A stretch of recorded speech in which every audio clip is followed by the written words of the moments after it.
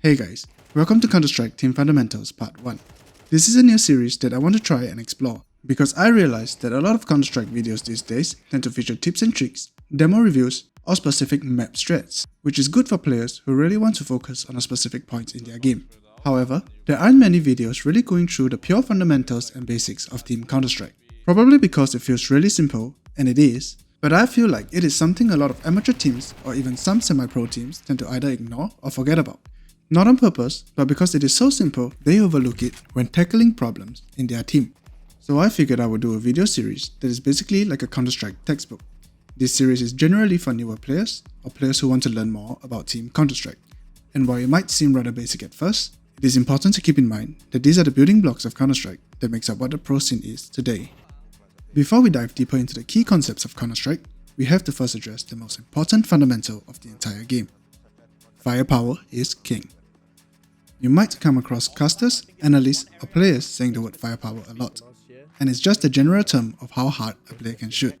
It doesn't matter if it's crosshair placement, movement, flicks, spray control, counter-strafing, or multi-frag potential.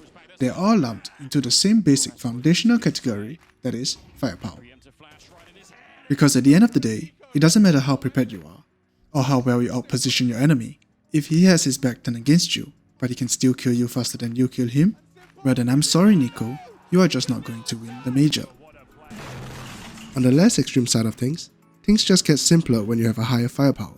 You are able to win out unfavorable duels consistently, you have options you otherwise would not have, and your room for mistakes is more forgiving.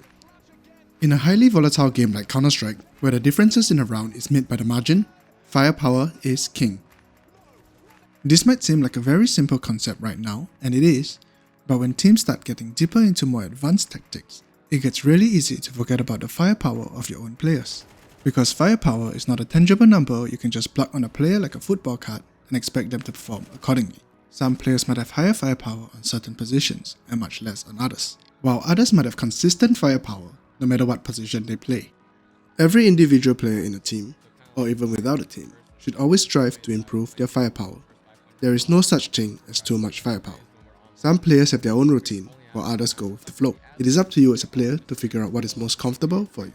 When making your game plan, the idea is not just to place yourself or your players with the highest theoretical firepower in the most impactful positions, but to maximize the firepower of all your players in the positions of your strategy. This is why the idea of roles exists.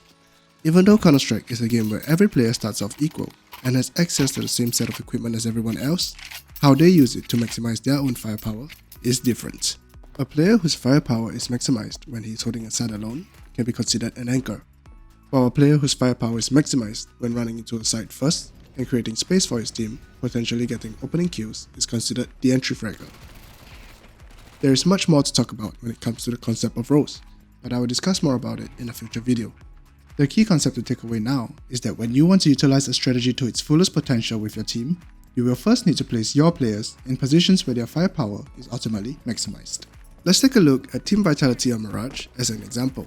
Here is a list of positions on the standard default of Vitality's City site.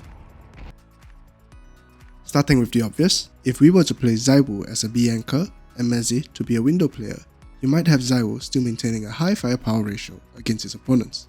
But Mezi will never be able to deliver the same level of firepower or impact on window compared to what he can do on B side. And in this case, firepower for Vitality's default is ultimately lowered.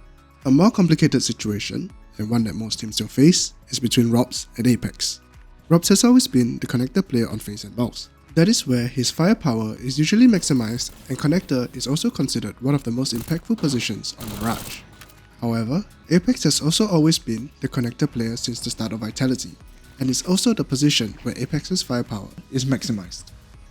And even though Robs likely has more firepower than Apex when playing connector, the team has decided that moving Apex to short would hurt his firepower more than it would on Robs.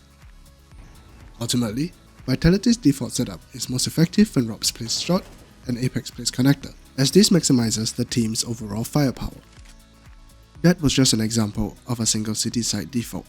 A tier 1 team has many strategies, defaults, and counterplays against specific teams, both on the T side and CT side, each with their own objectives in terms of map control and game plan.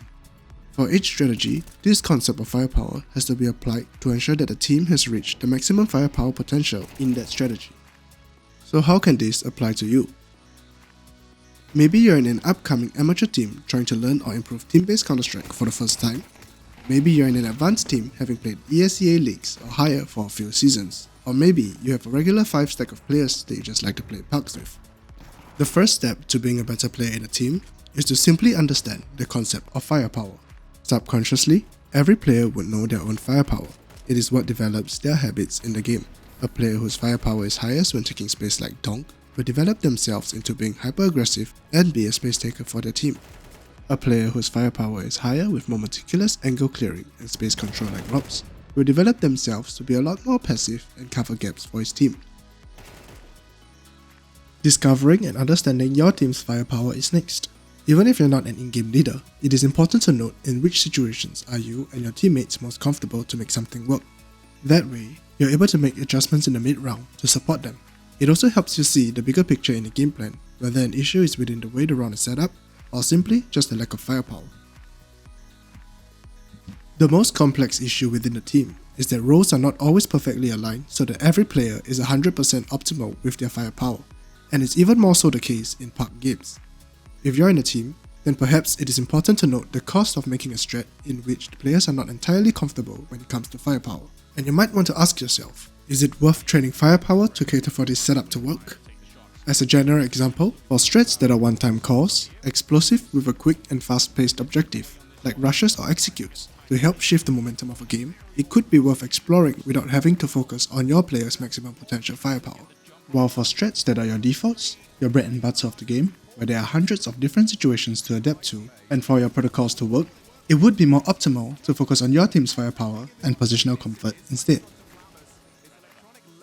Finally, what I like to do in a puck game, or even in a casual 5-stack, I will ask to play spots where my own firepower is maximized, and if someone else is also maximized at that spot, then I will play my second highest position. If every player in a team is willing to do the same, you can safely say that the firepower in the team is at least within the upper echelons of its own potential, and that is enough to secure the first half of the battle. Many times, puck players will look inward on themselves and fulfill the first step, by playing where they're most comfortable with. But whenever there is a clash in roles, players start getting upset at each other and try fighting for the same spot. Unfortunately, that is just not going to make the setup better, and it could even bring down the firepower of your other players having to cover for spots where they might not be comfortable with. This concludes the first part of Counter-Strike Team Fundamentals Part 1. Thank you very much for watching this video. I hope there was something to learn for everyone, even if it might feel a little simple for now.